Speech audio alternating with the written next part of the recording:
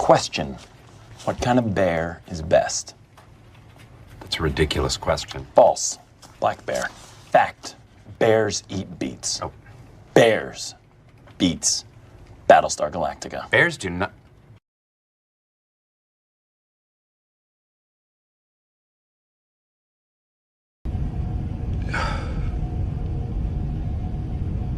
Duke, what's with the hair?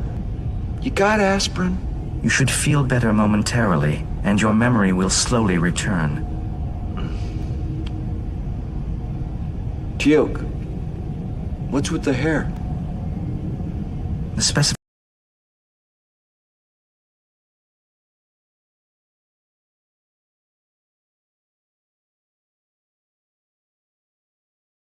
Yeah, Bob. You remember Bob, the guy that's gonna launch a nuclear attack? You got any more abuse you want to hurl my way? Or are you ready to go in here and take care of Bob?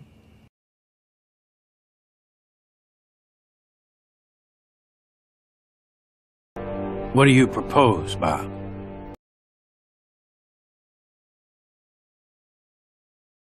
When in doubt, C4.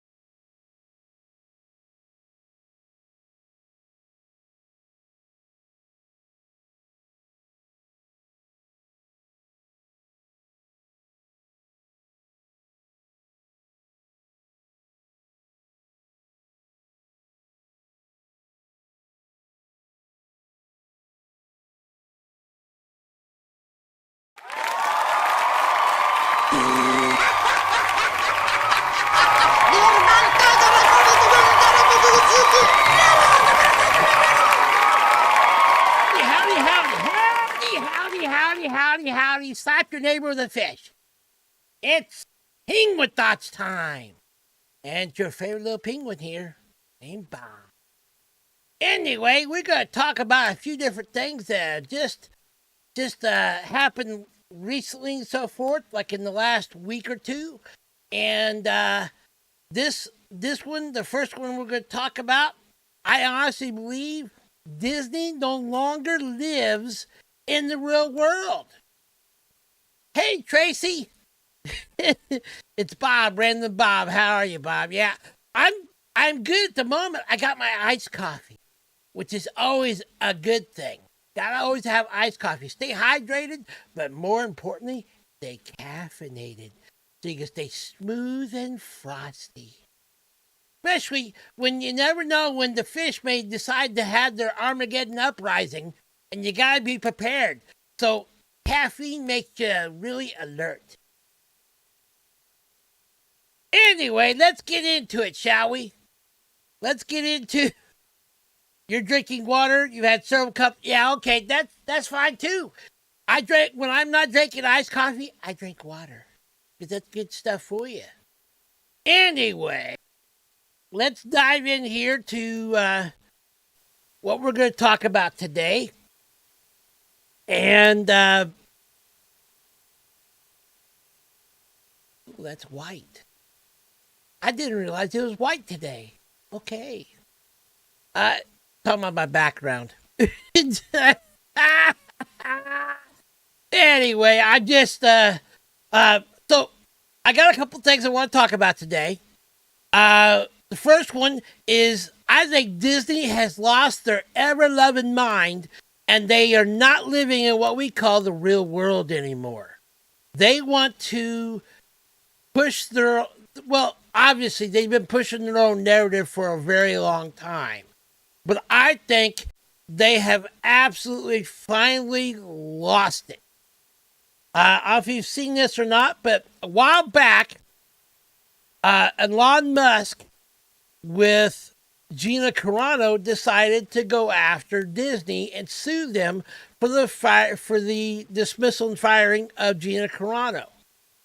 Well, that particular legal proceedings, Disney has finally given a response.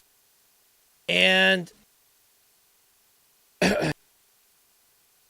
this is a copy of public record of a court document. Gina Carano versus the Walt Disney Company. And on June 12th, 2024, 1:30 p.m., it says right here, I'm not going to read all of this because a lot of it's legal mumbo jumbo. And us penguins, our eyes start to cross when we read too much legal stuff. Anyway, it says Disney makes this motion. Well, okay. First off, back up.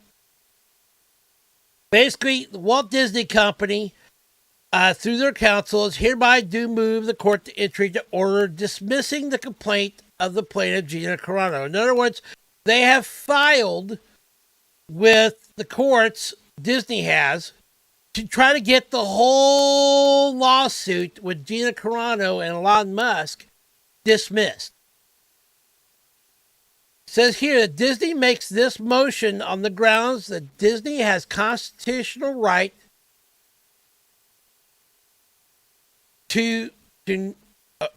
Disney makes this motion on the grounds that Disney has the constitutional right not to associate its artistic expression with Carano's speech, such that the First Amendment provides a complete defense to Carano's claims. This is the part right here where I think they're just no longer living in the real world. The First Amendment gives us the freedom of speech. So the very thing that they are being sued for by Gina Carano because they wanted to quell her freedom of speech, Disney's actually claiming that's the thing they can use to get the thing dismissed. That's just kind of like, I don't know. That's like a bank robber going into a bank with a gun and handing the teller the gun and saying, "Now you rob me." That just doesn't make any sense. So I thought we'd watch from one of the YouTubers I love to watch, Jay, Drunk 3PO. He did a live stream the other day about this Disney's response to the Gina Carano lawsuit. So I thought we'd watch a little bit about that. And then later on, I got another video from Tucker. I like Tucker Carlson, and I like his stuff. And then we got to talk about a thing at the end of where the future has been foretold. And I'm telling you, it's crazy. And we're already seeing we're going that way now. Okay. Let's see here. We're gonna skip past the intro stuff here. Excuse me. I didn't mean to cough in your ears there. Probably means I need iced coffee. So you know what that means, right? Take a sip.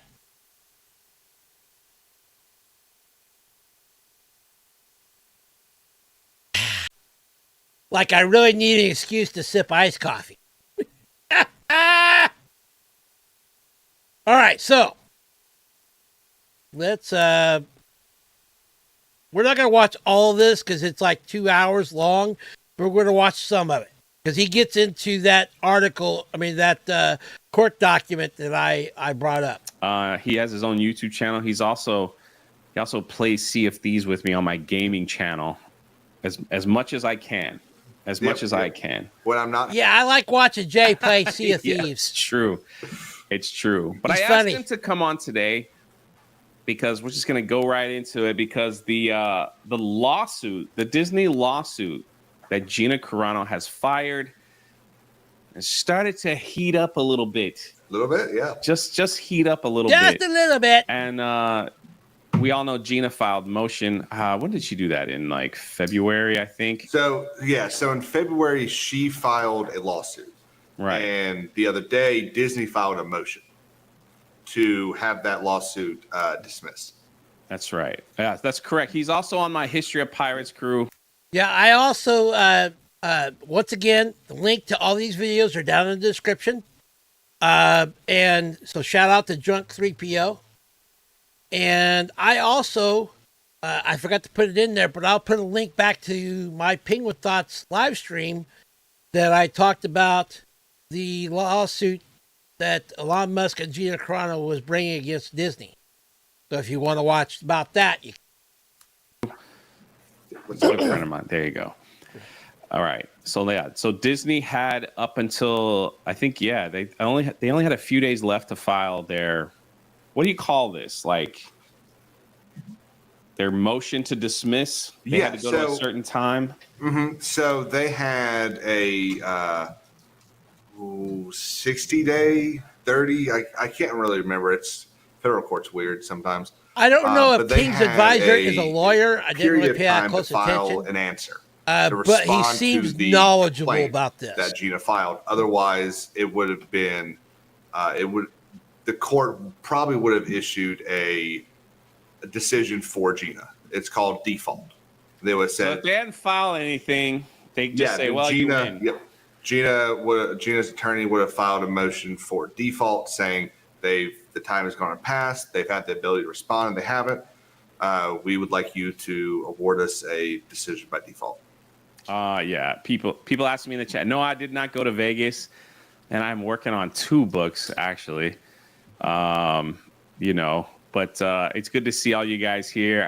Yeah, Jay has written a children's book, Achromatic Chronicles Blue, and I think he's got a new one coming out pretty soon called Achromatic Chronicles Green. I know everybody else is just having a blast over in Vegas, and I hope they stay safe at the end of the day. But it's good to see all of you here. We're just going to talk a little Gina Carano. We're going to talk lawsuits. We're going to talk Disney. So if that interests you midday, we'll get back to high tea if Beardo survives Vegas and California when he heads out over there. And, Jay, stop eating crayons and hit the play button. There you go. I hit the play button. It's been a lot of fun watching Ryan sing Disney songs on the strip. Dude, it's awesome to see. So what they did last night, and we'll get into the lawsuit, but what they did last night, someone sent them. Let's skip over here too. Man, go live stream. I see what's going on here. Anyway, so they got that. It was pretty cool. It was pretty cool. No, I love all those guys over there, man. They were just that that talks about. No, Okay, I want to skip to no kid the advice. actual lawsuit. Gift here. of the day, Tony. Geeks and Gamers last. I was like, the legal field. I won't. All In the right, chat here we has go. questions. Like, just let us know. We'll try to answer the. Well, I won't, but King's Advisors, who works in the legal field. He's not a clerk. Put it that way. Mm-hmm. I am not. He doesn't sweep the floors or anything like that. So I asked him to like break some of this stuff down. So you guys, that's right. We got gifted memberships. I forgot the Rose Tico. How could I? How could I? Shame. I forgot he does that. You know what, GJJ?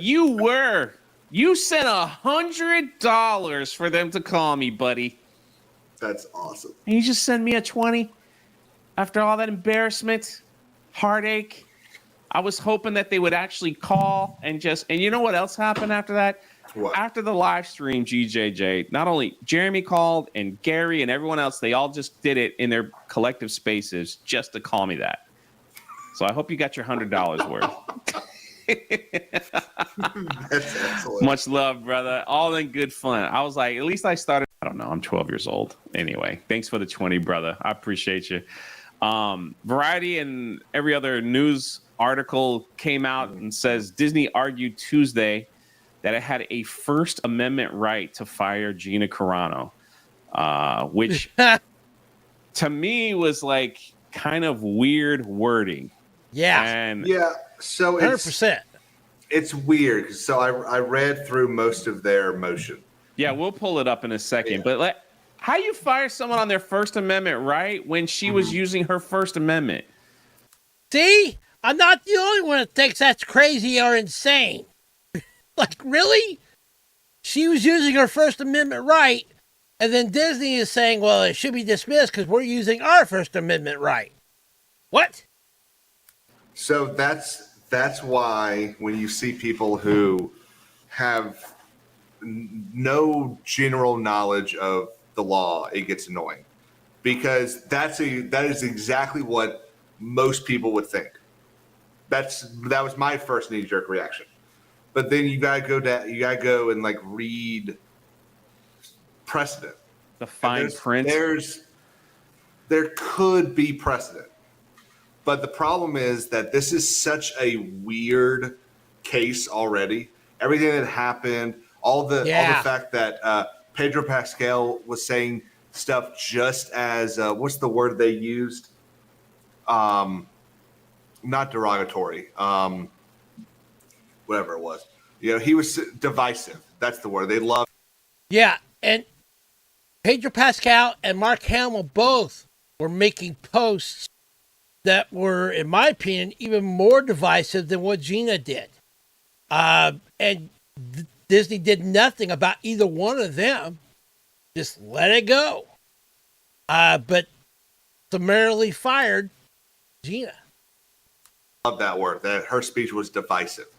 So he was doing stuff equally, if not more divisive, which is why most of her lawsuit is about sexual discrimination. Yeah, they didn't even address that. No, they did. Which is so they didn't address it as a topic, but they addressed it kind of half-handed. Okay, so before we continue, again, Oshoya, hi Jay and all over there, the member message making roasty. GJJ. He mixes in his super Live chats and stuff, so I had to kind of anytime somebody around a gifts little bit. memberships, sometimes we'll put them on GJJ. Much love to you, brother. Have fun. Correct me if I'm wrong. Was fired. Was admitted was that she was fired. Was that admitted in this? So it does. Or is that just the words? Because the big debate was she wasn't fired. She wasn't fired. She just was like not rehired. Yeah, there is an argument out there for that supposedly, I mean, technically she was a contract worker for Disney. Like that's what Disney does with most of their talent. I guess that's just the way the industry works. I don't know that for a fact. But nevertheless, so there's the argument that basically her contract wasn't renewed, but that's not really what happened. She was fired. They did it publicly on social media, on Twitter. She found out the same time like everybody else did, which is, in my opinion, really messed up. Right. So it's the same. I don't know if you watched Top Gear, but it's the same thing that happened to Jeremy Clarkson a decade ago. He wasn't fired from Top Gear. His contract just wasn't renewed. So that's what a lot of people were saying happened with Gina. It is. I think it's a gray area. It's similar, but it's not the same. It does seem like they're admitting that, but they don't really address it. They just kind of say, if it happened because of this. Okay, and even that's such weird. And see, I've tried going through some of this, I'll be honest with you, and it's like, it just makes my eyes cross. I mean, there's a lot to this. There is 24 pages, and it gets into, well, it's a lot of legalese about all this stuff that the legal precedent, so forth, that Disney has to supposedly dismiss the case. And I tried to understand some of this, but I'm not a lawyer. I'm just a penguin. All I know about is you grab a fish and you smack him about because they get uppity. They're always trying to take my iced coffee, which is just wrong. Anyway, so back to this. They're going to break. That's one of the reasons why I wanted to watch. Now, see, this is my second time seeing this, and I saw this a while back. And even when I was watching it then, I was still kind of like, what? So, I'm not a lawyer. I don't even play one on TV. So, it's one of those things that I thought, well, maybe if I watch it a second time and you guys can watch it with me as well, that we get a better understanding of what's actually happening here. Either way, I think Disney has absolutely no longer living in the real world. Wording. So even in, let's see, page. Well, do you want me just to pull it up? Yeah, pull it up, Jay. We'll just go into it. Yeah, if you want to. All right, before we do that too, I also want your take on, and then we'll go right into the lawsuit. This coming from that Park Place. It says legal analysis reacts to the Walt Disney Company's motion to dismiss Gina Carano's lawsuit will be another huge fail for Disney. This is Legal Mindset. Mm-hmm. So Legal Mindset did a quick. Legal Mindset is a YouTuber that's part of the LawTube type community out there. Video that I'll watch here, and listen, Legal's good dude. Like, you could agree or disagree. However, this is his The take Walt on Disney Company is setting up for another huge fail when it comes to the First Amendment in trying to dismiss the Gina Carano case. Now, this is he's case actually a lawyer, which I have covered on my channel. I have said I'm going to cover this. This is one thing I'm going to continue to cover when it comes to specifically Disney coverage, because it's very important to stay on top of it, as this is a very interesting case. This is a case that it's shocking that Disney is going with the same failed argument that they tried before. Now, why do I say this is the same failed argument? Well, we know that Disney has just settled its case in Florida and actually admitted to illegal wrongdoings in that case, saying that what it did in Florida was indeed illegal, that it was wrong, that there was no First Amendment basis for any of its claims. Now, he is a lawyer actually in Florida, so he understands Florida law. If I remember correctly, I'm pretty sure he's in Florida. Claims that the whole First Amendment argument, the whole we had the right to say something, is completely bunk in that case. Well, now, in a shocking motion to dismiss filed in the separate Gina Carano case in federal court, they are saying that her claims are barred because they have a First Amendment right to not associate with her, Every to time I hear that, it's disassociate from her funny to because me. her artistic expression, her words were harmful to the Disney brand, so they're going to want to disassociate with that. Well, the funny thing there is nothing about that defeats any of the claims of a nature of sexual preference or sexual bias, right, based on the fact that Gina Carano, as a woman, was fired.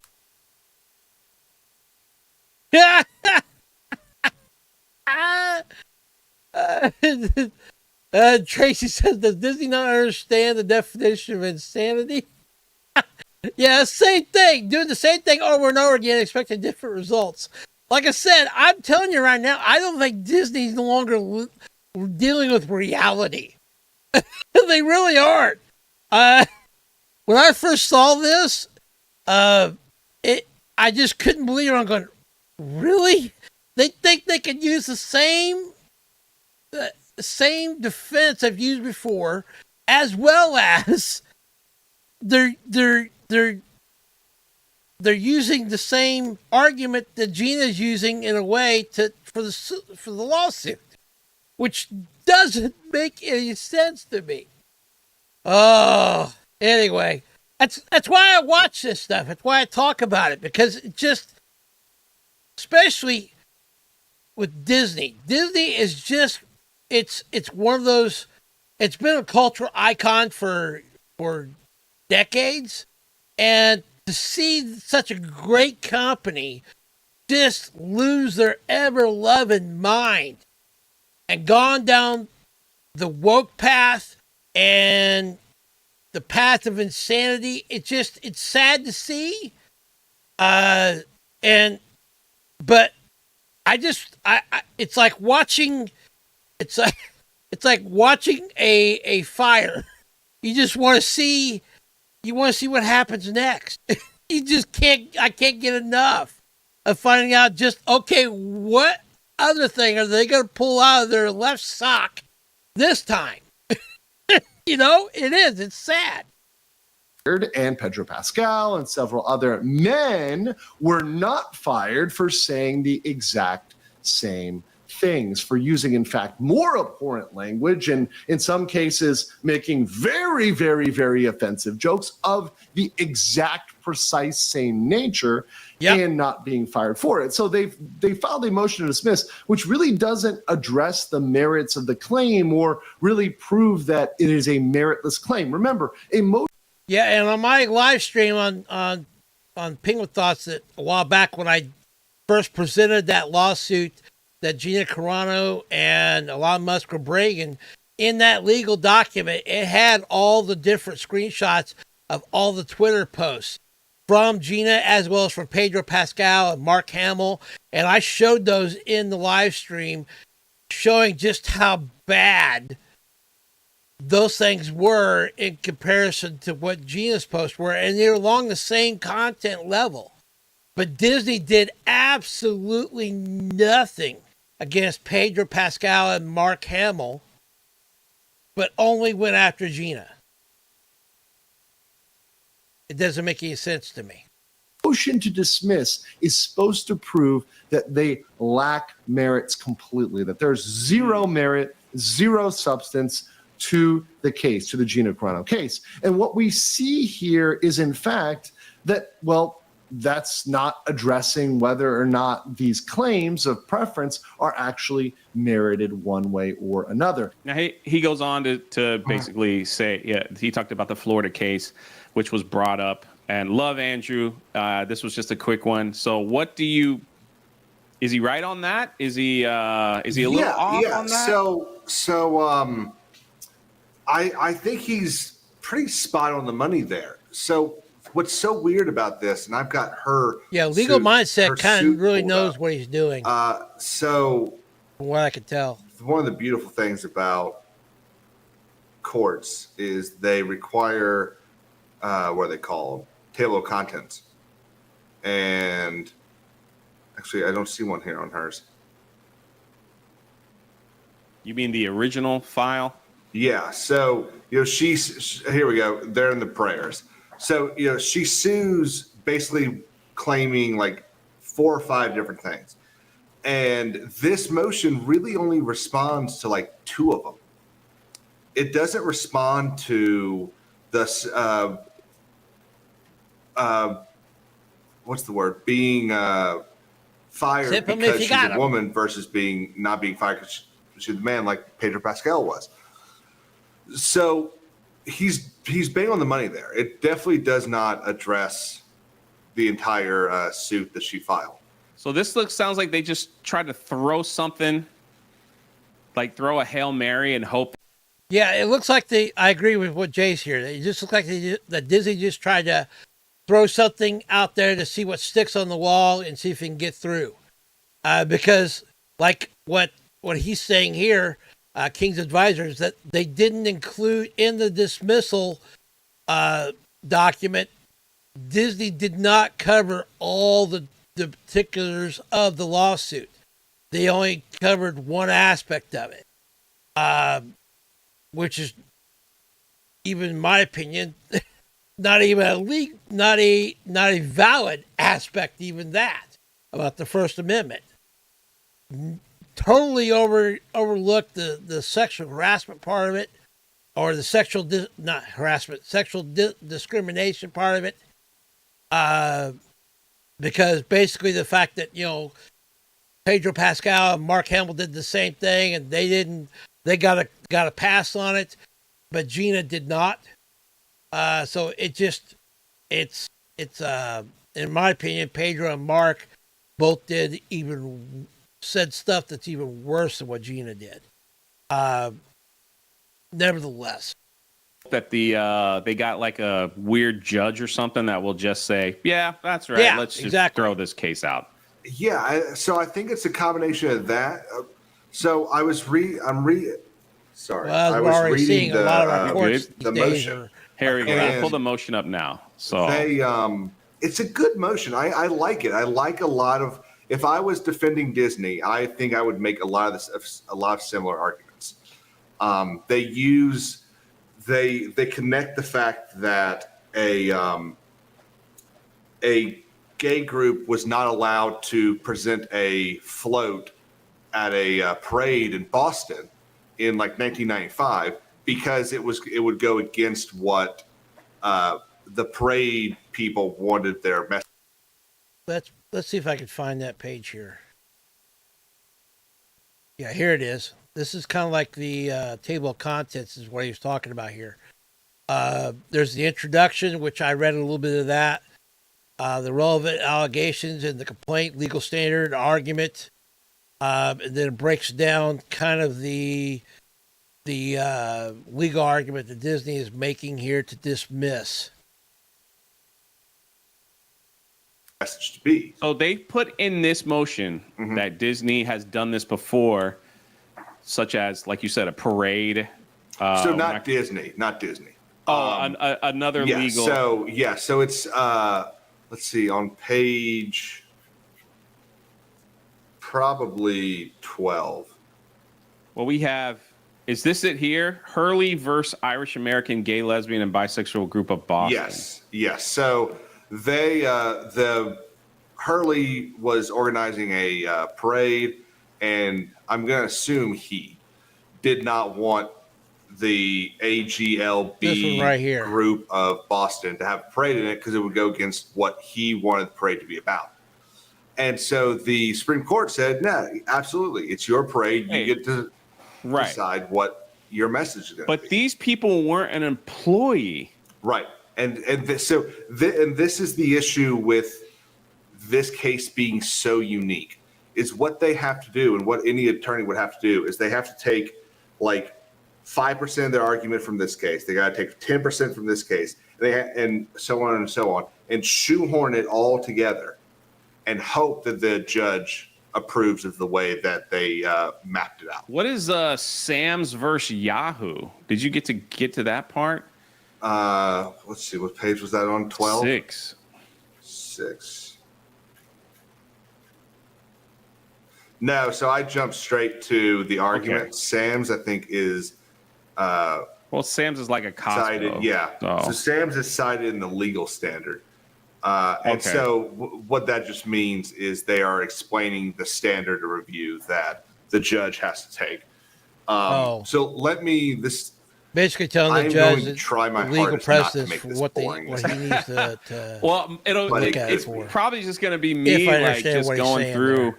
So here we have the Huckleberry Industries. That is, Well- I have. Who is that? So real quick. So this is a motion to dismiss. And basically, the standard of review for this means that the judge, in deciding this, has to basically look at all the facts in the light that makes Gina look the best. So all the facts that she has listed and all the facts that they have listed. Right. And in order to pass this, the judge has to look at Gina's facts and basically be able to say that's wrong.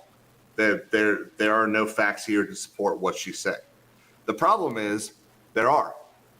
So I take the original motion has all these screenshots and details and everything. And, I mean, crying out loud. So many people across Twitter saw all this.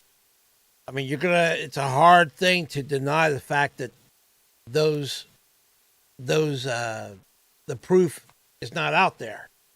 So there's no way, I don't think Disney can prove that it doesn't exist. a motion to dismiss, everyone's going to do it. But I hope Just because Disney didn't pay they a lot of might money get for it, this. right? Like that's just it's- usually why it's sort of a help. Okay, that's what I figured. Sometimes it's 100% what you should do, especially when you get these stupid frivolous lawsuits like the Michael Avenatti stuff. Yeah, see, here's the thing. Here's my 2 cents worth on this. Take it for what it's worth. Won't even buy you an iced coffee. But the short of the skinny is, I think, like I said, that Disney's just throwing this out there because it's what you do to try to get the case dismissed. Yeah, note to Disney, don't fire people via social media. Yeah, like I said, they honestly believe that the way they think is correct. That's why I don't believe Disney is living in the real world. They don't believe that the sky is blue and things like that. Not literally, but what I mean is they don't see the world the same way everybody else does. Or even for that fact, what reality really is. Hello, I wouldn't be surprised if Disney someday comes out and says, oh, gravity doesn't exist. What? That's just how insane all this is. They very well could believe. It wouldn't surprise me at all if somebody at Disney believes that the earth is flat. Like I said, they're just not living in reality anymore. They are just absolutely going down the rabbit hole and not coming back. But I think they're doing this. Disney, I think they're doing this to throw this out there, knowing that maybe it won't ever get dismissed. But they're trying to throw enough out there so they can try to avoid going to discovery. Now, if you don't know what discovery is, and like I said, I'm not a lawyer, but I do understand what discovery is in legal proceedings, especially like in a lawsuit. Discovery is where the plaintiff has the right to bring to evidence in court all the legal documents and all the emails and all this stuff that Disney has been using in the background that are currently not on public record. I honestly believe that if Disney got forced by the court to make their emails and social media posts and all that stuff to be evidence in this court case, via Discovery, I think they would be in a world of hurt. It would absolutely seal the deal, put the last nail in their coffin, and Gina would win. I think. That's just my 2 cents worth. And I think they're trying to do everything they can to dance around this legally so they don't go through to get Discovery. Because I honestly think that the worst thing that could happen would be, in my opinion, for Elon Musk and Gina to settle out of court before Discovery happens. I personally don't think that Gina's going to do that, because I think Gina feels like that her livelihood has been affected by this, which it obviously has, and that she wants the truth to come out. And the only way that's going to happen is for this lawsuit and for the courts to put Disney to task, to show them, to bring them to the mat, say, hey, look, you did this. You need to own up to it. You can't do this. Regardless of you not living in the real world or not, that's not the way the real world functions. You can't just fire somebody because you don't like what they said or what they believe, and you can't fire them over social media. Or, I mean, not that I'm saying that is correct, that what Pedro Pascal and Mark Hamill posted, but if Disney, or what Disney even did to Gina Carano, but if Mark Hamill and Pedro Pascal were also fired, in addition to Gina, at least that would be a plus in Disney's defense, because they weren't playing favorites. But I personally think that Disney needs to own up to this. Disney needs to be taken to the mat by the court system. I don't think they should get away with what they did. This is wrong. It's morally apprehensive to me. It is just absolutely not professional, regardless of the moral aspect of it. It's not the way you do things in the professional world. You don't go and fire somebody over what they believe or what they say publicly without reaching out to them first and trying to resolve the issue. That's just not the way things are done in a professional, adult manner. Anyway. With Stormy Daniels, and then with Nike, Nike files a motion to dismiss, and it's gone because there was nothing, there was no fruit there. So that's kind of what we're looking at here. We're looking at something that Disney's basically trying to say she is completely wrong, and the judge is going to have to look at this in the light that favors Gina, because Gina is the non-moving party here. Okay. So with that being said, we'll get them out of the way. Yeah, no, you're good. Again, Huckleberry Industries, is that just another name for Disney? Yeah. Or is that just like a company that they have? That's that third group that's in the lawsuit, because she sues it's not part of Disney or three companies. I don't know, but who are they? Like, I've never heard of them. They're managing company or something like that. Maybe that's it. I'll have to do some digging, but I'm kind of curious now. Let's Google Huckleberry Industries. I'm your Huckleberry. Who is Huckleberry Industries?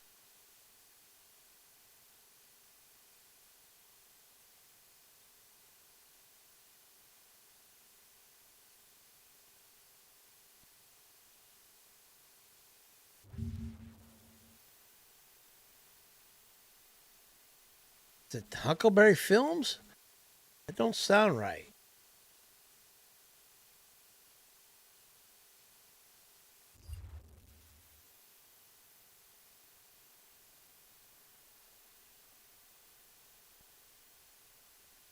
Let's try this. I think I spent a lot of time on this.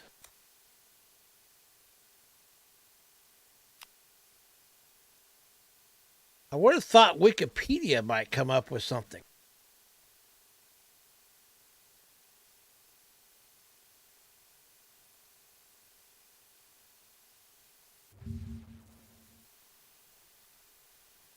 No.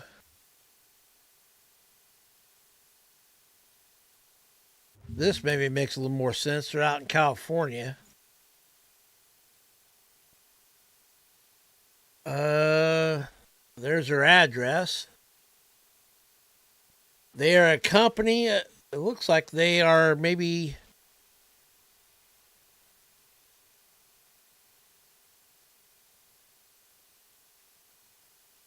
like what he was saying, like maybe a management company or a holding company or something. Okay. I was just curious. We're not watching that one yet. Okay, back to... It's always weird to see them. So here they talk about who Gina was, the character that she played. She played a bounty hunter, a character who became popular with fans during Carano's time at the show. Her fame rose with her character. She began engaging with show fans in the public in a manner that Disney's view came. Let's see. Her compliant Disney made public declarations blaming pandemic-related. Boy, they just went right into it. Yep. As Carano's fame rose with her characters, Carano began engaging with show fans and the public in a manner that, in Disney's view, came to distract from and undermine Disney's own expressive efforts. Mm-hmm. As her complaint alleges, Carano made public declarations blaming pandemic-related closures, orders, and vaccine mandates for cause of widespread suicide and murders, attacking the legitimacy of the 2020 presidential election. What's crazy is a lot of this stuff is starting to like they put a fester up a little bit. Well, what's weird Wait a minute. I just now noticed this. They put a sad face in the legal document. I didn't know you could put emojis in a legal document. That's just really weird. Okay.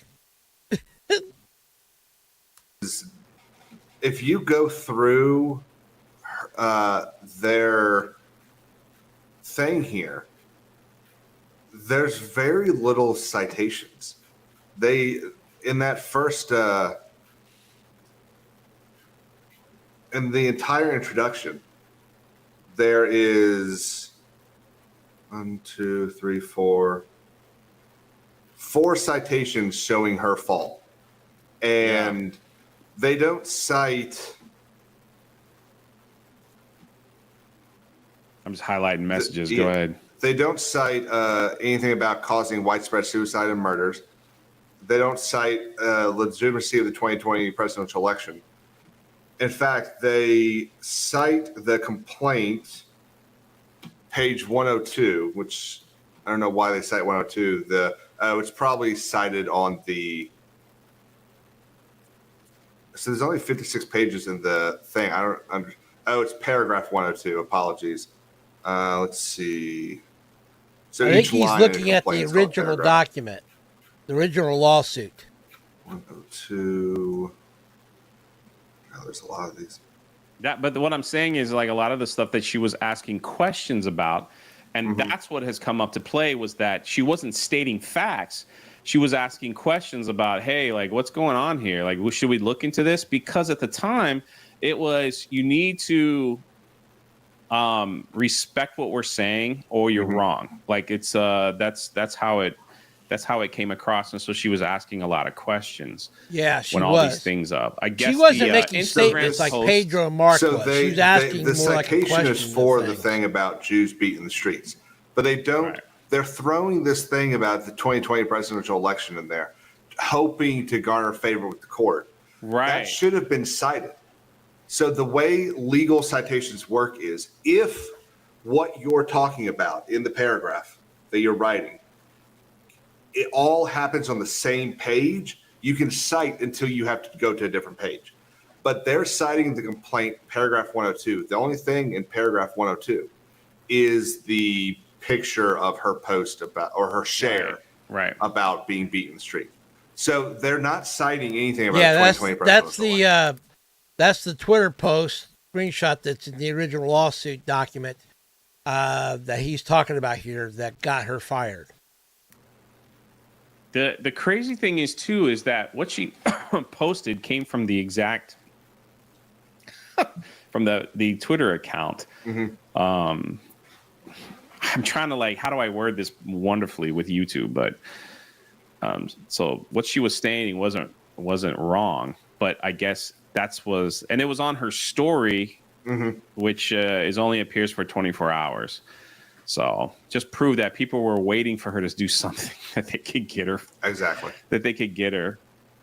So then they say here her decision to publicly trivialize the Holocaust by comparing criticism of political conservatives to the annihilation of millions of Jew people, notably not thousands, was the final straw for Disney. So that was the post where they said we no longer, at least according to this, that's true. That's the post that they found more problems with. Not beat bop They boop, did. not any of that stuff, right? Am I reading that correctly? Yeah, that's how I read that. Yeah, and that's the part I have a problem with about all this is that her post was not near as bad as Pedro Pascal's was. And his was along the same subject material, and he was equating Trump voters to being Yahtzees. Just like Mark Hamill did also later on.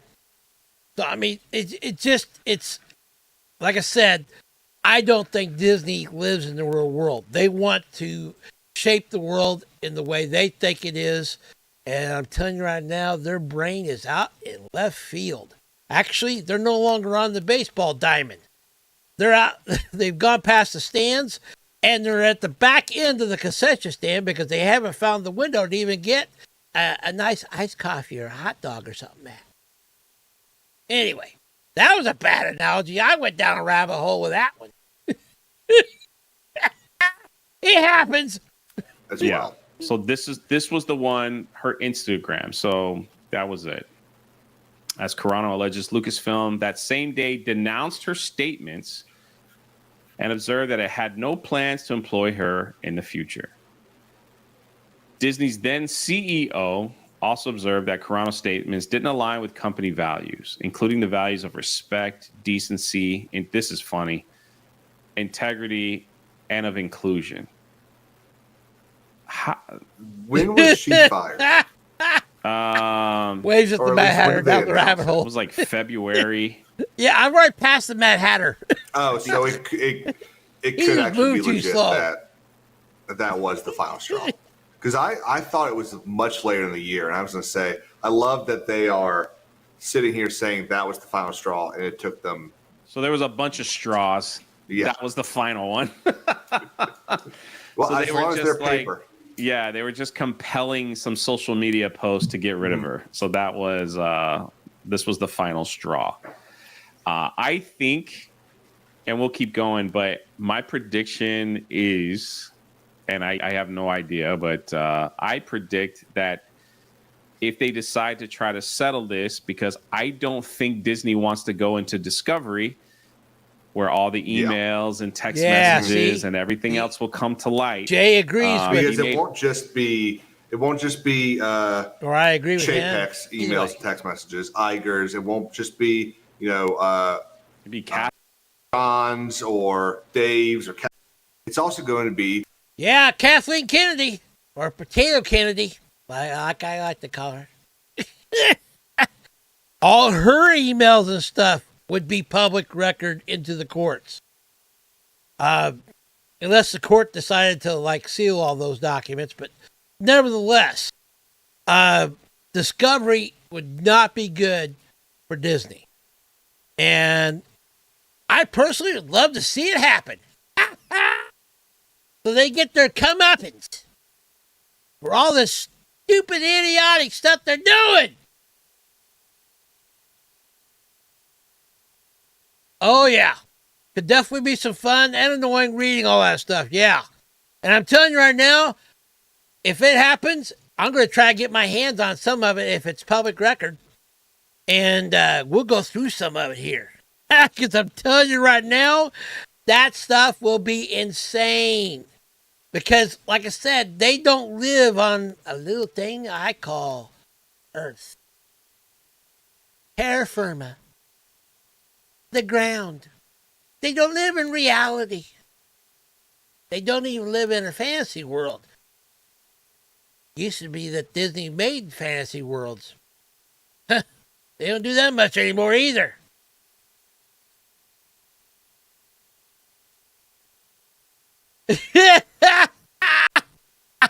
Yeah, with all the sipping, especially if, again, oh yeah, because I would definitely try, if that stuff becomes public record, I would definitely want to look at Potato Kennedy's stuff. So yeah, you definitely need a couple gallons of coffee on hand for sip aways. Speaking of which, sip them if you got them, baby. Oh yeah, iced coffee. Okay, we're going to switch gears here. We're still talking along the same lines, but a while back, actually it's not been that long ago, Gina Carano was asked to be on Tucker, and Tucker talks to her for about 40 minutes. So I thought it'd be good to watch that. This happened like 5 days ago. So I like Tucker's thoughts on everything here. Once again, also the links to this video as well as Drunk 3PO's live stream video are down in the description. Shout out to Drunk 3PO, Gina Carano, and Tucker Carlson for all this stuff. Because they're giving me content to be able to talk about. Anyway, I thought it'd be good to see the interview that Gina Carano finally shows up on Tucker. She's been kind of going around and showing up on quite a few things here lately, but when I saw her on Tucker, I'm going, well, I got to talk about that now. Because I was already planning on talking about Disney's response to the lawsuit and how insane that was. So, might as well watch this too. All right, so here we go. Let's get into it. Life is long and weird, and the longer it is, the weirder it gets. You may have noticed that. But even 100%. By that unchanging standard, Gina Carano has had a pretty remarkable life packed into a relatively short amount of time. So yeah. In 2006, she began as a professional mixed martial arts fighter. Within a few years, she was starring in big Hollywood films like Fast and Furious. Then, in 2019, not that long ago, she got one of the biggest roles of her career. She was on a Disney show called The Mandalorian. In case you didn't see it, here she is. Yes. Dropper. Look at that. Drop your weapon. You're going to wish you never left Alderaan. Our dude. I saw your planet destroyed. Man, I'm telling you. She is a force to be reckoned with. I was on the Death Star. Which one? You think you're funny? Do you know how many millions were killed on those bases?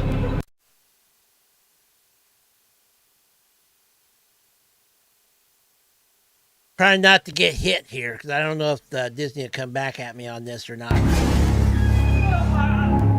Oh, nice and shiny helmet. So back in 2019, when you worked at Disney, the Disney Corporation, you could expect a long and pretty stable career. It's a huge company, lots of things you could keep doing there at a pretty good salary. And the only cost would be you have to follow the rules. Disney at the time was getting increasingly political, And the people who work there were expected That's to an go along with it. understatement. So don't say anything and you'll be absolutely fine. But for some reason, she could not follow that rule. And so she went on Twitter and pushed back on some of the things that Disney was pushing. She questioned the motives of Black Lives Matter. If it's so great, why isn't it helping black people? She asked about the 2020 election. Was it really fair? And then she suggested that maybe vax mandates were not a good idea. So what do you think happened? Well, Disney fired her. What happened next to Gina Carano? It's an even more interesting story than the first part of her life. And so we're honored to have her join us on set now. Gina, thanks so much. Thank you, Tucker. It's so good to see you. It's great to see you. So last we spoke, and I don't know, because both of our lives have taken lots of turns since then. Yes. I can't remember how long it's been. But you were just kind of emerging from the chaos of getting fired for things that in a normal country would not cause you to be fired. Mm-hmm. Like refusing to put, in a pretty funny way, your pronouns in your email, and they fired you. So what happened now? Like, what are the twists that your life has taken since? Because I think it tells us a lot. Well, I went to the Daily Wire after the cancellation. Daily Wire in Nashville. Yes. And why'd you go? By the way, not that it really matters, and I don't really care, because I really don't care about the pronouns things. But if you have to know Disney, I identify as a fish-fragging penguin that likes to sip iced coffee and thinks you're insane and need to go down in flames for it all. Either that, or turn away from all your stupidity and get back to just doing what you've been doing when Walt Disney was alive. And not all this stupid woke junk. Anyway. Go there. What was your expectation? Because Ben Shapiro had given me the opportunity to, kind of try to uncancel me. Yes. Say, hey, we'll do a movie with you. Come on out and let's just do a movie and try to get, you uncanceled. Yes. And so I went out to Nashville thinking that we were going to shoot a movie there. We didn't shoot it there. We ended up shooting up in Montana, Prairie, Montana. What a great town that is. Yeah.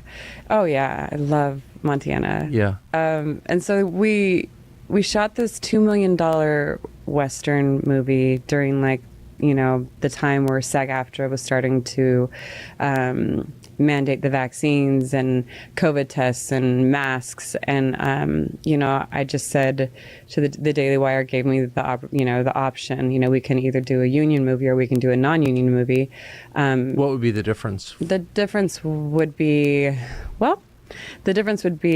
we would have to basically hire more vaccinated people on the union movie just in case they did mandate it, which they ended up mandating it, which is obviously everything I was standing against. And so that wasn't an option for me. But it was an option for the Daily Wire. It was one of their options. Yes. Yeah. And so then their second option was, for half the money, so we went from $4 million, exciting serial killer movie to a $2 million non-union movie where that would have given, so many more people that were struggling at the time for not taking the vax, for not wanting to apply by the COVID restrictions. And so the Daily Wire did put that on my, I didn't know any of that about I knew that the Daily Wire and Ben Shapiro reached out to Gina and she did a movie with them called Terror on the Prairie.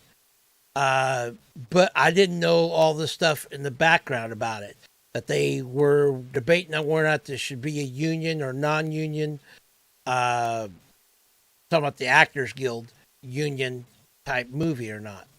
Interesting. Shoulders and said, this is your decision, this is your movie. And I chose to go up and shoot the $2 million Western, which was called Terror on the Prairie. So half the budget, but you felt that it was important as a matter of principle not to participate in a vax mandate. Yeah, I wasn't going to do that. I mean, Disney didn't. I didn't cave to Disney. You know what I mean? Yeah. I'm not going to go to Nashville and be like, okay. I was so grateful, by the way, for the opportunity, that they offered me. But it just, when I got there, it was just two different options that I didn't think that was what I was showing up to. But they did, they were like, okay, then let's go up and let's make this Western That's cool for $2 million. They did that. It made it definitely a lot more difficult. It's kind of funny online and on IMDb they say we shot it for $75 million, and they're trying to like write up all these reports that it went into theater and it only made $800, and I'm like, no, it actually was just streamed on the Daily Wire. We made it for about $2 million that I know of, and it could have been less than that. And it was never in theater. And you've got like all of the Hollywood, press, like, look at, and it's even not, I believe it's still on IMDb listed as $75 million just to kind of like do these awful things to people like of course. Me and the Daily Wire and like people like you. It's like, let's just put as much false information that leads people astray. Of course. But it ended up being a really good film, Terror on the Prairie. I think there could have been, adjustments made that made it better, but I love the performances in it. I love the people that made it. Dallas Saunier is a wonderful producer. I loved working with him. And so I had a really good time. So what'd you do after that? I disappeared. I think, I knew that after getting canceled and fired, I knew that like even during that Daily Wire kind of Terror on the Prairie stint, I was wounded like a broken animal, and I'm not sure if you experienced the same thing after what happened with you and Fox, but I think everybody handles it maybe differently. Like to me, it looks like you jumped straight back in and you were like hustling. I have maybe a different energy where it's like, I got wounded, I got stabbed. Yes. This is the part that I find it so. Hey, RPG, what's up? This is the part that I find it so interesting here. I mean, put yourself in Gina Carano's shoes. She gets fired via social media and finds out at the same time everybody else in the world does. Not only would that be a blow to your psyche mentally, but the emotional wound that would cause, knowing that it felt like, first off, knowing that it's unfair, feeling like you didn't do anything wrong, and on top of that, you got the overall embarrassment of the whole world finding out at the same time as you did that you no longer work at Disney on The Mandalorian. A role that you were really glad to do. It was at that time it was the pinnacle of her acting career. It just, I don't know. The level of strength and courage that she's had to show through all this, I firmly believe also that she has talked about her faith. I honestly believe God has helped her with a lot of this. Has to be. I don't think there's a single person alive that has this level of strength and courage that isn't being helped by God Almighty. I'm very shallow, so it's easy to recover. No, stop. I think you're just, like a and her point also here is Tucker went through something like this similar too. He got fired from Fox for things, and look at Tucker. He's recovered as well. I mean, he just went out and started his own network, and he's doing way better than he ever did. Certain type of brain Fox. That you go forward, right? Yeah, have to. And mine was, I've not been like that. Like when I've been wounded in relationships or in life, like I get hurt. I'm sensitive. So for 2 years I've been in this kind of desert, like wondering, like, oh God, I see justice happening and I see people moving forward, and I'm not moving forward like I thought I was going to, and like I had, said I was going to try to. And I felt very just forgotten. And then so when you were fired from Disney for reasons that no person should ever be fired, resisting a vax mandate or not putting your totally insane pronouns in an email, did you consider suing them then? Yes, yeah. I actually confronted my family lawyer and we talked about it, and I was like, if this isn't defamation or if this isn't discrimination, then I don't know what is. If this isn't wrongful doing of an employee, then I don't know what is. So it's my fault for not telling your story more completely for those who don't know it. It's not simply that they fired you. Right. It's that they defamed you. They and harassed. They went out and to destroy her discriminated livelihood, and just her life. put me through the struggle session, which I didn't know. When you're going through it, you don't know that you're like, I was so naive at 2020. I haven't been living in the political realm at all. Yes. I just pay my taxes and hustle for that next job, that next action job or that next drama job, and that's just what I've been trying to do for my entire life. Besides my fighting career. Yeah. And so then it was just like when 2020 hit, it's like the shades got opened and I started actually like looking around thinking, wait a second, what's happening here? Like, why are people allowed to riot on the streets and they're not allowed to go to church? And why are big businesses staying open? Yeah, the good old and summer small of businesses love are was getting shut definitely an down? eye-opener for a lot of people. It was This just, penguin included. it bothered me. It's like people forcing masks on each other. And I intrinsically knew lockdowns are going to be devastating to people. This is, coming from a person who has, been on and off work. I know what it's like to not work for a year and then to work for 3 years and not to work. And when you take away that consistency, it does such an emotional, mental, spiritual thing on you that, some people don't know how to handle. They start drugs, alcohol, addiction, and that's exactly what we've seen. We've seen all of this addiction and all this problem, deaths, and I've lost 2 friends to overdoses, one to turbo cancer.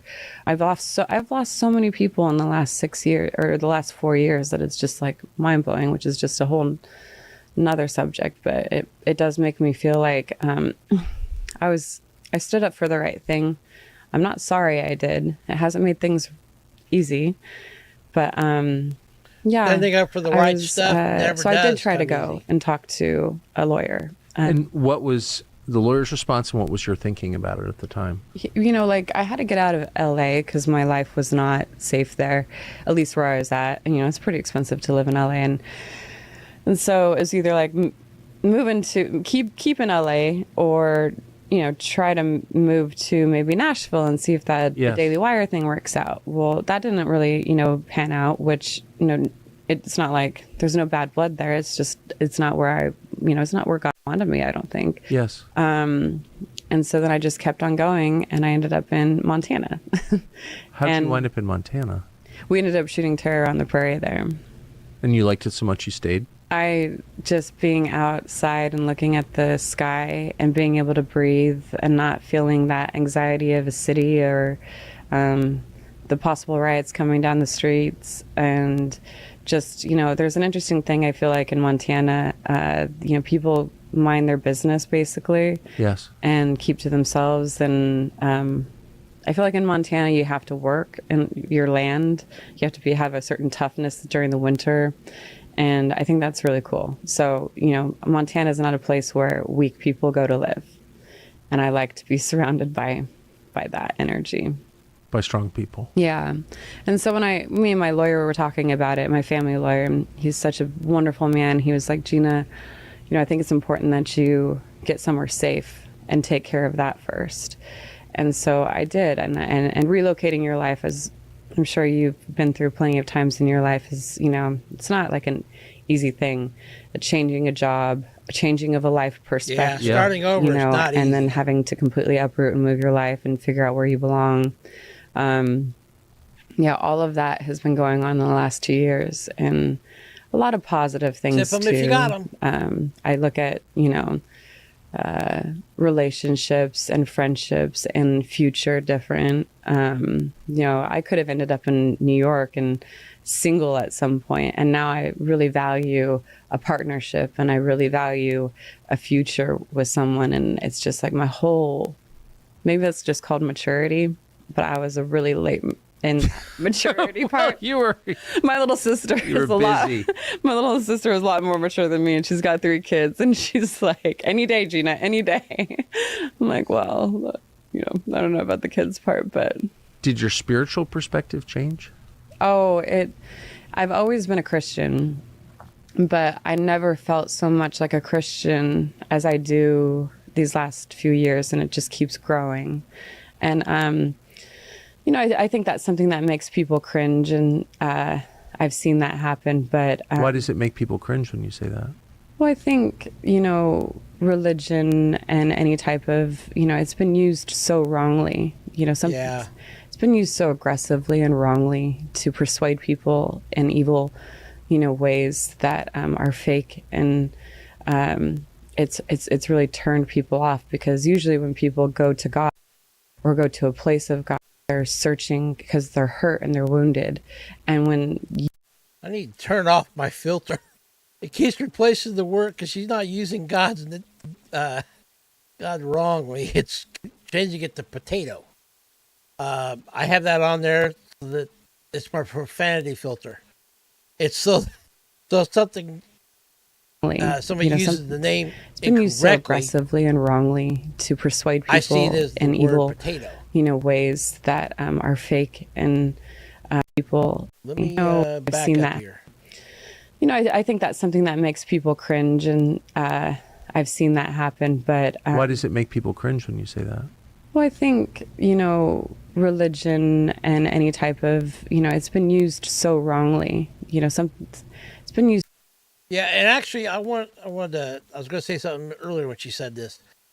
I think part of the problem is people see, especially Christianity, as maybe like a thing of rules, or like she said, a religion. I don't see it as a religion. I see it as a relationship with a person, the person of Jesus Christ. Because a religion, this is my definition. I honestly believe a religion is humanity's attempt to get to God.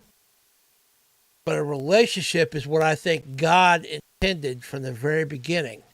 And it's God's attempt to get to humanity. I really believe that. That's why I don't like the word religion.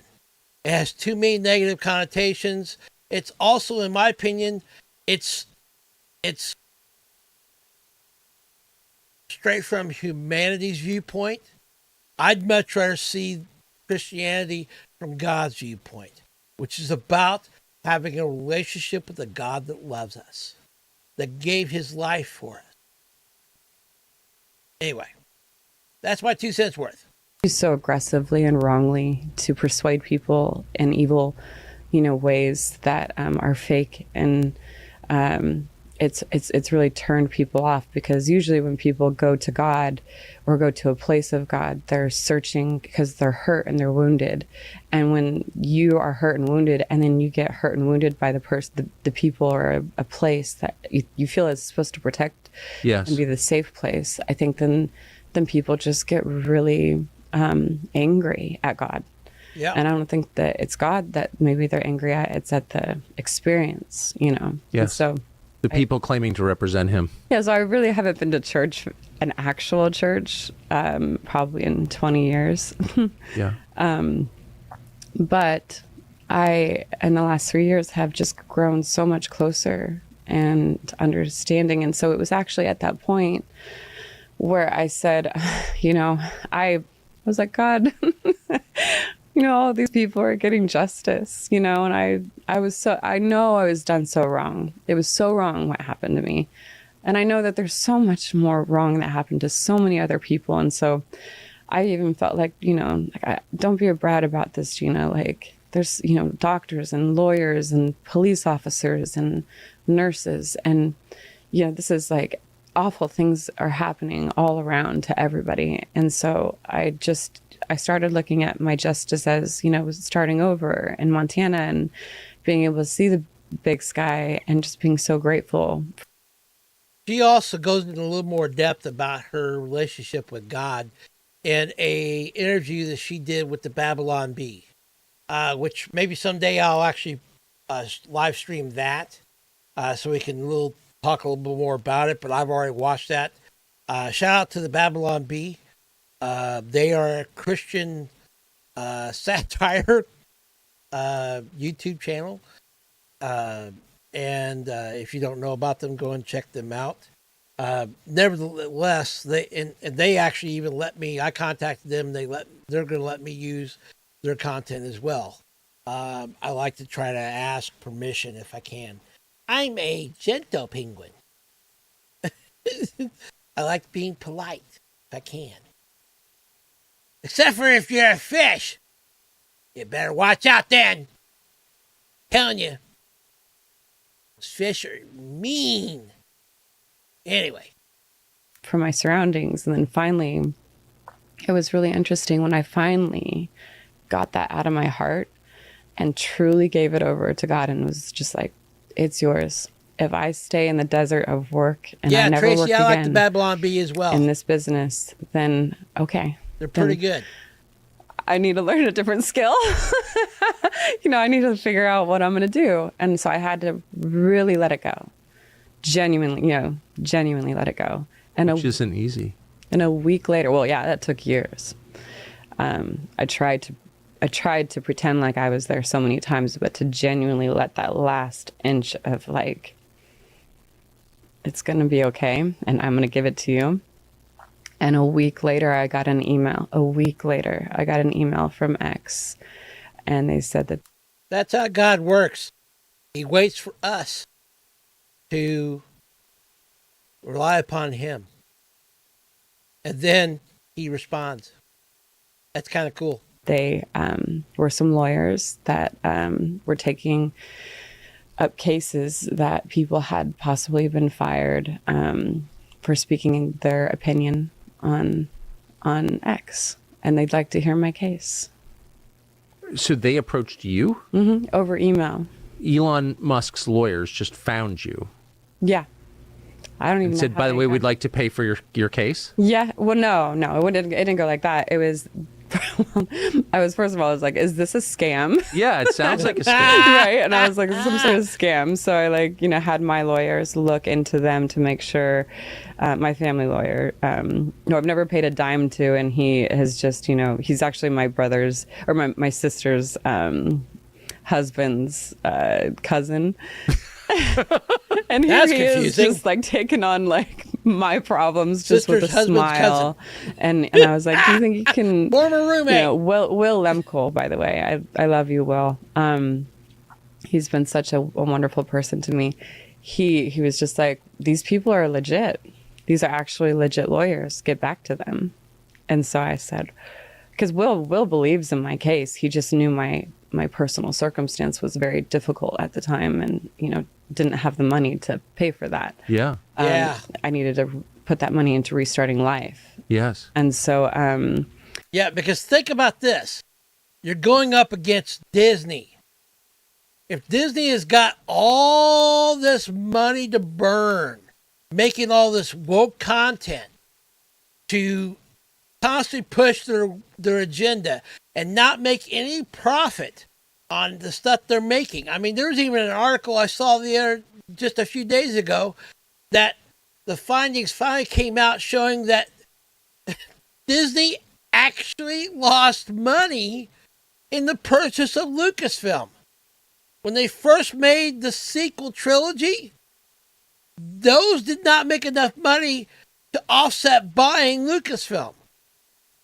So they have been going in debt since the very beginning of all this junk. So do the math on that. Now, granted, their resources are finite, but they have got some deep pockets, obviously. I mean, Disney's been around for a very, very long time.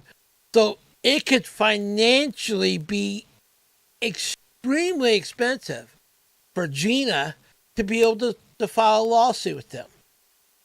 It took And that's why I think it's so great that Elon Musk has stepped in here.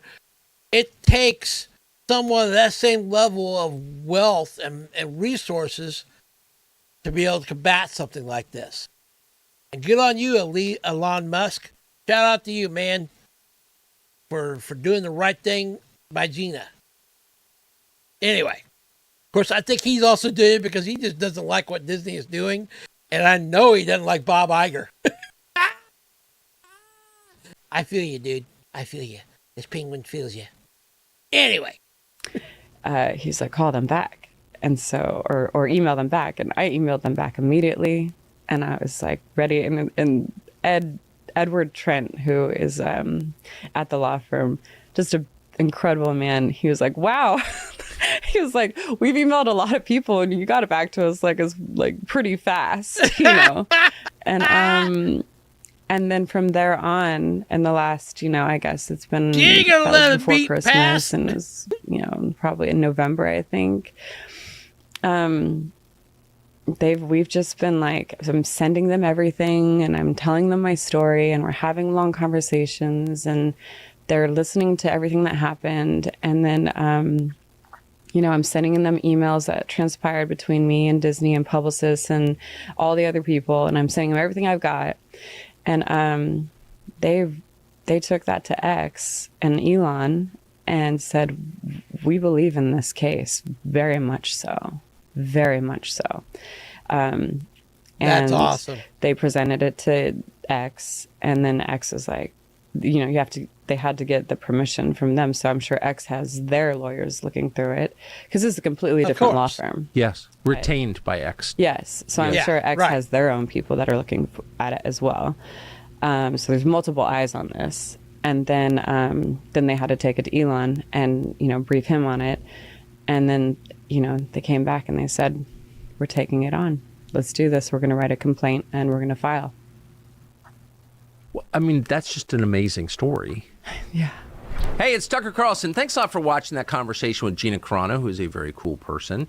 You may have noticed that a lot of the e-commerce sites online are run by people who don't share your values and may actually despise you.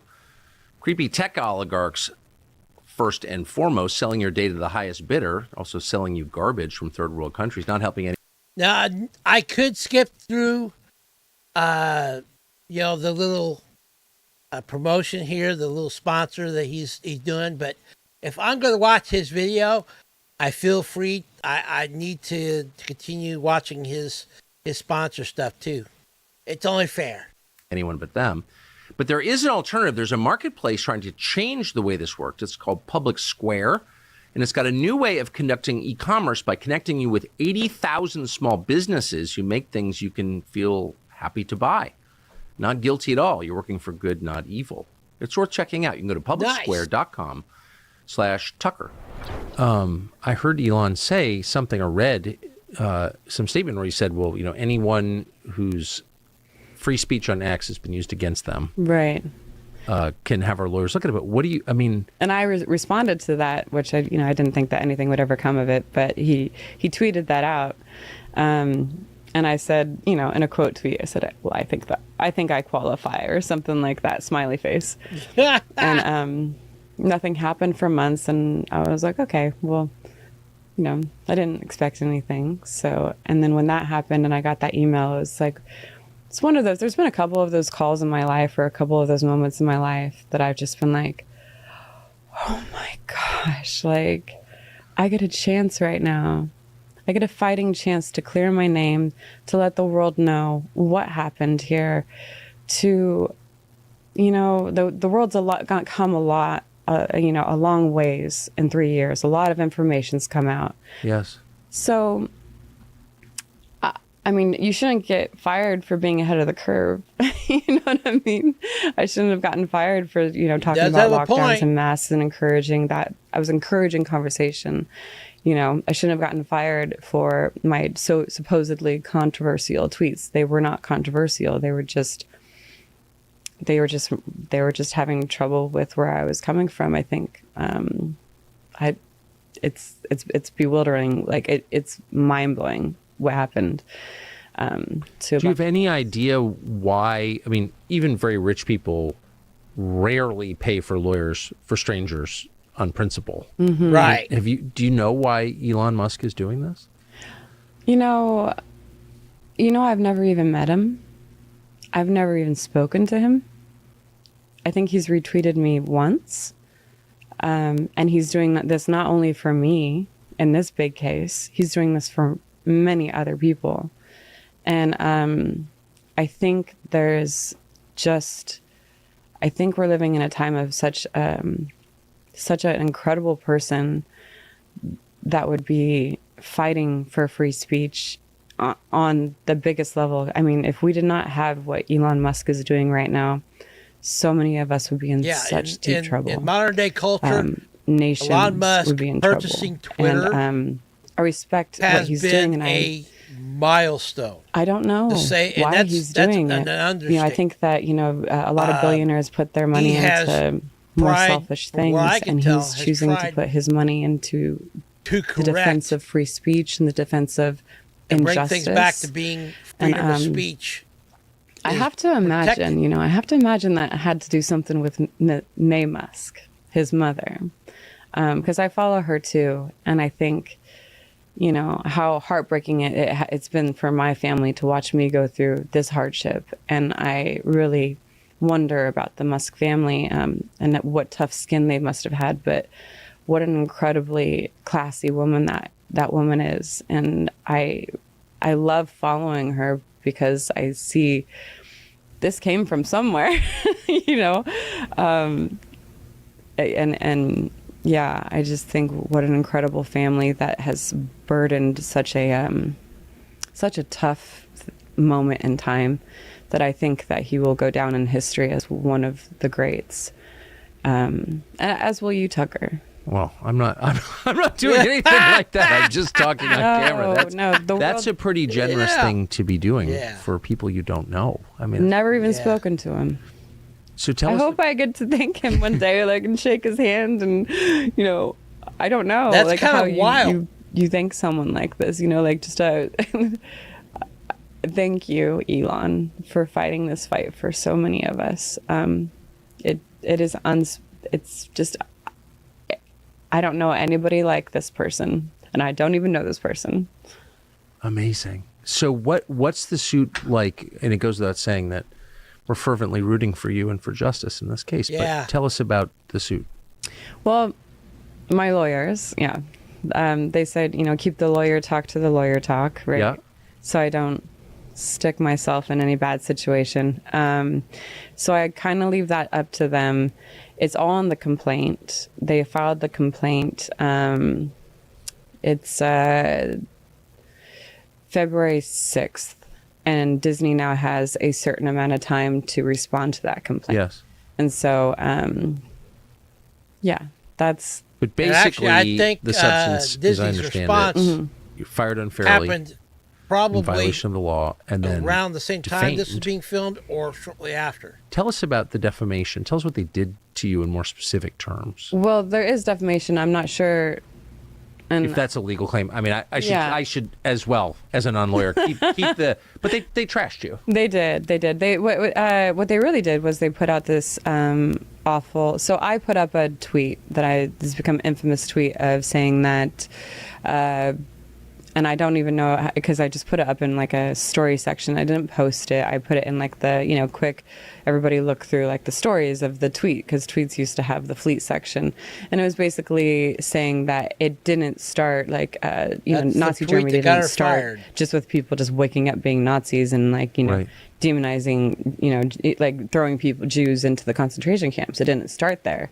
It started before that. It started with propaganda. It started with, you had to kind of start urging people to make it okay to demonize your neighbor and to hate people for And whatever she's just stating differences it was historical at that fact. time. It That's was actually Jewish what people. happened And in that's where it started, and that's what made it so much in the, easier for you're living in a the house, Reich. and then That's how the it started. Nazis come and your next door neighbor is getting hauled off. That maybe years before you guys were all having dinner and having this wonderful relationship, and then it gradually happened. It just wasn't something that happened just like that. And Right. that was what the meme meant to me, was that I was trying to tell people now, like, don't demonize each other. Understand, you know, we're all human beings still.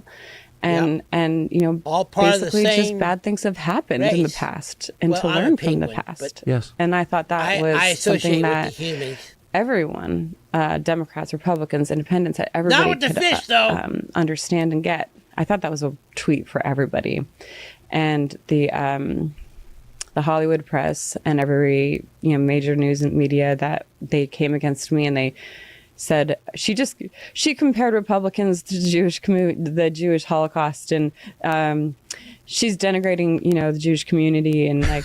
Wait, so you came out against the Nazis, but they claimed you were pro-Nazis. They smeared me as an anti-Semite, smeared me, and I was like, wait, I still don't get how did you do that? Right. And why did people And believe in considering it? that Pedro you know, like, Pascal's and then post what Disney did literally was they was put out that. a statement that said, we are no longer working with. There is a statement. We're no longer working with Gina Carano, and we basically think that she's denigrating people off of their cultural and religious beliefs. And they said something about me being abhorrent. And For your anti-Nazi tweet. Yeah. Yeah. So you for obviously being- know right. this since you worked in the business, but I mean, people who write about television and movies are directed to the word by the PR departments at the television and movie companies. Right. So there's no independent press that writes about the movies or about television. Right. Even cable news. Mm-hmm. You know what I mean? Yeah. Like the big cable news websites are all controlled by the PR departments. Right. It's true in Hollywood. And that's really been, you know, so I had my perception is own, reality. had hired my own publicist during, Especially you know, in Hollywood. season 2 of The Mandalorian. And they were working with the publicists from the Disney people. And then they were working with the UTA, who dropped me immediately as well. Of course they do. Uh-huh. And then... Your agent who's there fighting for you. Yeah. Right. All of them. I mean, and then the entertainment lawyer dropped me. Of course. And that the funny thing is, like, the entertainment lawyer, I think, was they would constantly be sending out, hey, we're having this Democrat, you know, at my house, come on over for, you know, raise some funds for the Democrat, you know, party, or whoever the candidate was that they were, you know. And so all of these people just dropped me immediately. And I was like... People you'd been paying to stand by your side in case there was a big problem. Yeah. The second there was a big problem, they fled and denounced you. Yes, immediately. Funny Maybe how that all right. works. and I was just like, okay,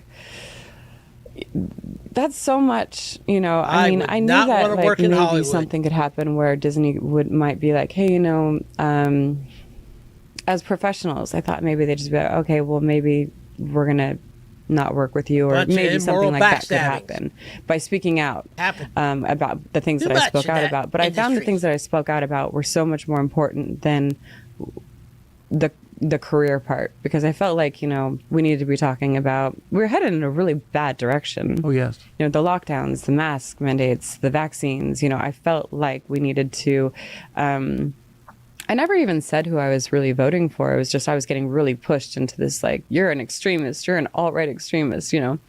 And so I thought maybe that could. Yeah, and I'm telling you right now, I think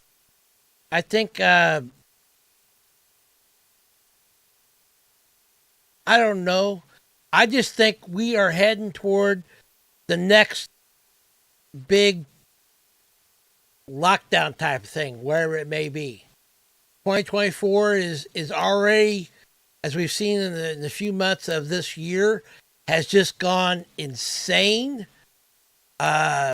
with all the things that are happening. And I think it's just a matter of time before the insanity level goes more insane, if that's possible.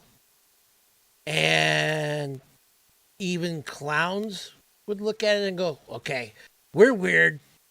This is beyond us. I just think things are just going crazy. They just really are. to that end, I'm not going to watch the rest of this. We've got about 10 minutes left of it, but you can always watch the rest of it if you want to. But I want to change things up here. And I want to go to, let me pull up. My last subject here is the thing that's interesting to me about all this is that every last bit of what we're seeing right now in this world was already foretold by a very important person.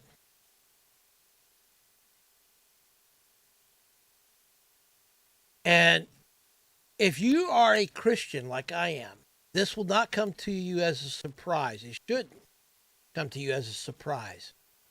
But if you are not someone that knows Jesus Christ as your personal Savior, then this may actually come to a surprise to you, especially if you're someone who doesn't actually read the Bible. One of the things I've been doing here lately is I've started a 40-day challenge on my channel to read, and I've been creating videos of reading. Oh, it went down, didn't it? Blasted YouTube. It's so old. They keep taking me down periodically when I'm streaming. I'll probably find out later why. It's probably something I'm talking about they don't like. I'm telling you right now, they are policy violations for a minute, though. Okay, yeah, probably. And they may or may not say what they're doing. I mean, this past week, they took down Timcast. Took down 3 of his videos from like 3 years ago. Retroactively, saying the policy changed here and that they no longer was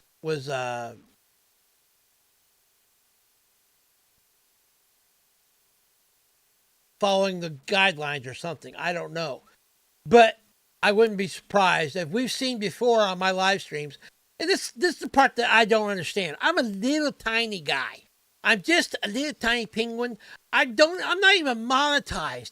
Yet YouTube continually has, for whatever reason, things I've talked about or things I've been saying or even a video I've been showing. They may not like me showing the Tucker video and talking about it and Gina Carano, because I know that's happened before when I've talked about Gina Carano. That they have took down my live stream temporarily. Luckily, I'm back because I changed screens, maybe. I don't know. I'm changing topics, but we'll find out whether or not this topic, the next topic I'm talking about, will actually get me taken down again. It could, because I'm telling you right now, they are not making a lot of sense. Good old Papa Susan at YouTube is really just, I don't know. I feel like sometimes, to be honest with you, I feel like this platform caters to the woke crowd. I don't know. I may be wrong. What do I know? I'm just a little tiny penguin. I'm more concerned about fighting off the fish Armageddon than I am anything else. Anyway. So, what I was saying here was all this stuff that's been happening, just like even this thing of YouTube taking down my live stream temporarily for like a minute or so. I am not surprised at all. We are living in a clown world, and a certain individual that I love, named Jesus, actually talks about this. He foretold the future of what's actually happening. And tell me if I'm not going to read all this passage right here. Like I said, I've been reading on videos and putting up on my YouTube channel a 40-day Bible reading challenge of reading through the whole New Testament. So you're more than welcome to check all those out if you want. But as I was reading this for one of my daily readings the other day, it kind of, I totally forgot this was in Matthew. This is the book of Matthew, in the first book of the New Testament, and in chapter 24, and I'm going to read verses like 1 through 22. And it says right here about that Jesus foretells the future. I'm reading in the New Living Translation. Tell me if me reading some of this, if it doesn't sound like some of the things that are currently happening today in culture, in this world, the insanity we're living with. All right. It says, as Jesus was leaving the temple grounds, his disciples pointed out to him the various temple buildings. But he responded, do you see all these buildings? I tell you the truth, they will be completely demolished. Not one stone will be left on top of another. Later, Jesus sat on the Mount of Olives. His disciples came to him privately and said, tell us, when will all this happen? What sign will signal your return and the end of the world? So we got a picture here of Jesus sitting with his disciples at the Mount of Olives, and they're asking questions like, Jesus, when is it you're going to be returning? What's it going to be looking like in that day and age when you actually return? And here's what Jesus responds with, and it's pretty lengthy. But this is the part that pay close attention to what I'm reading here, and tell me if some of this stuff doesn't sound like things that are happening or soon to be happening. Jesus told them, don't let anyone mislead you, for many will come in my name, claiming I am the Messiah. They will deceive many, and you will hear of wars and threats of war. But don't panic. There's a war going on right now, I think. Over there by Russia and so forth. Yeah. Anyway. Yes, these things must take place, but the end won't follow immediately. Nation will go to war against nation, and kingdom against kingdom. There will be famines and earthquakes in many parts of the world. I think we just got through hearing on the news that there was an earthquake that happened. Was that like I forget where that was. Is that Florida? Don't remember. I've slept since then. I have a very small memory capacity. Anyway. But all this is only the first of the birth pains, with more to come. Then Jesus is talking directly to his disciples, as well as he's talking to anybody right now who is a Christian, who is a current believer. Then you will be arrested, persecuted, and killed. You'll be hated all over the world because you are my follower. I'm not going to read it, I'm not going to point it out, but on one of the daily Bible reading videos that I just put out there a couple days ago, I got somebody already making a derogatory comment toward me and telling me that I'm lost in my mind and so forth. And I think that's because of who I love, Jesus. The world does not like Christians, does it? They hate us because we are followers of Christ. And many will turn away from me and betray and hate each other. And many false prophets will appear and will deceive many people. Now here's the part that really floors me. Sin will be rampant everywhere, and the love of many will grow cold. If you look at culture right now, sin is being glorified 100%. God made us only two genders, male and female.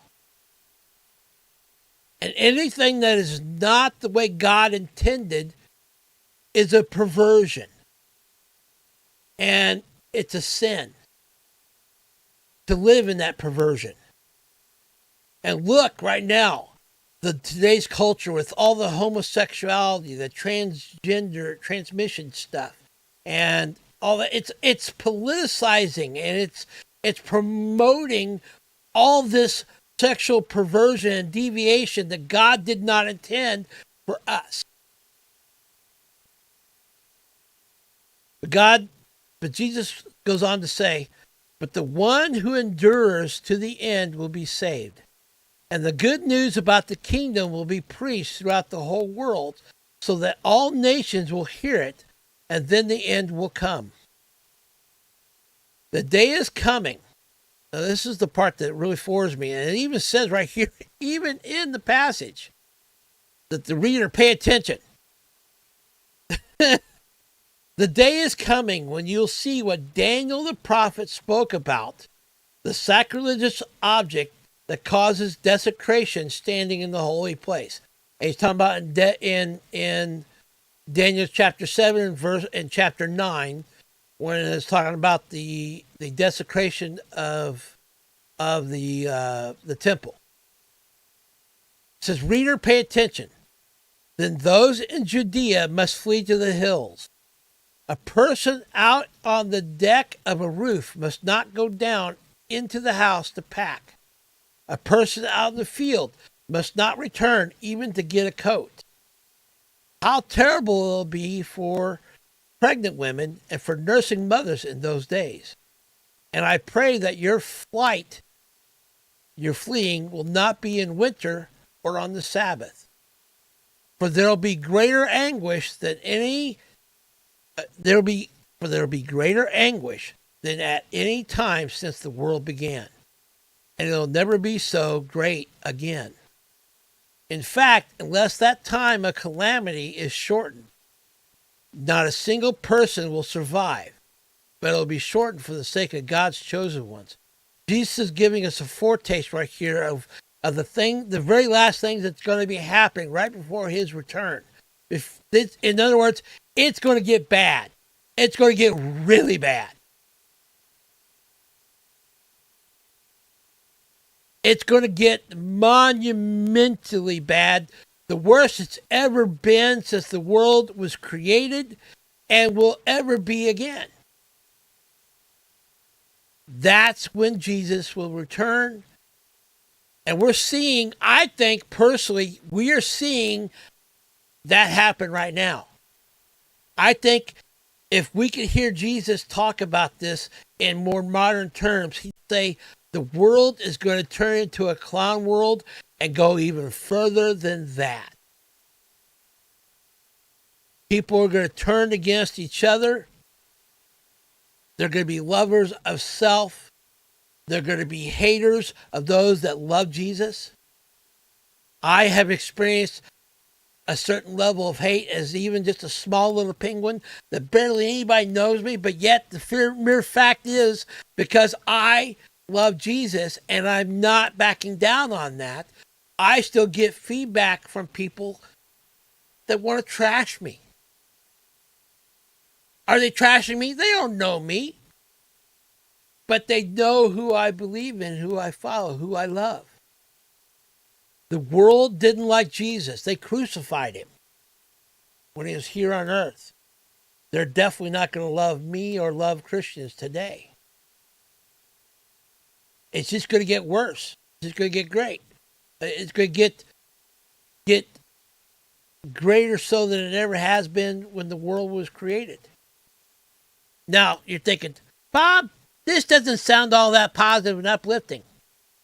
Well, for one, be prepared to sip your iced coffee. That'll calm you down for a minute. And then know that all this has to happen. But the cool thing at the end of it all is we get to see Jesus. This is only going to be for a moment. It's going to feel like it's bad. It's going to feel like it's crazy and that the insanity just keeps getting worse and worse. And it's going to. It is. It's happening right now.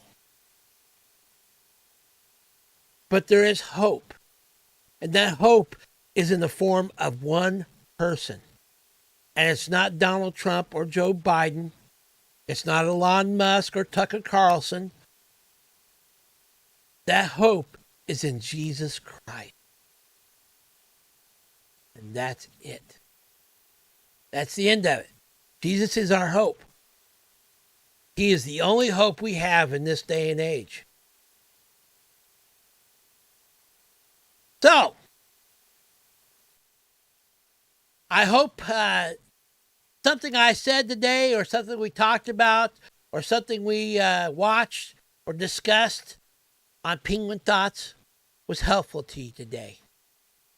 And if I had to leave you with one simple thought among any of this, was that Jesus Christ is our only hope. And if you're sitting there thinking that things are so bad, things are worse than they've ever been, and just keep getting worse, and you just want to give up, and you just want to quit, don't be like that runner that stops inches from the finish line. Hold fast to the hope we have, because on the other side of that finish line is our coach named Jesus. And he's rooting us on. He's there for us. Sometimes he's even come alongside and carrying us and running it with us to run this race for us. But he's our hope in all this chaos. Okay. I'm telling you right now, the one thing I also know is we got to be prepared for the fish Armageddon. That's going to be worse than all this other stuff anyway. Because they're coming for our iced coffee. Those crazy fish, they're mean. They want to pinch you. They want to spit in your tartar sauce. They want to beat you with another fish, which is really kind of weird. But, you know, they don't make a lot of sense. They're not rational. They're fish. Some of them even swim upstream, which is weird. I'm telling you, why would you do that? Gotta be prepared, baby. I'm born to flag fish. Anyway, I'm out of here. And I'm, as always, I'm the crazy little penguin, little geeky penguin named Whataboutbob. And I'm out the window because the door's shut. And apparently, on the other side of that door is probably about a good whole 50 or 60 fish that want to take away my rocket launcher as well as my iced coffee, because they don't like the fact that I'm pointing out the fact that they're coming for us. They really are. You got to be aware of the fish Armageddon. I'm telling you. Anyway, I'll catch you later, peeps. Have a good one.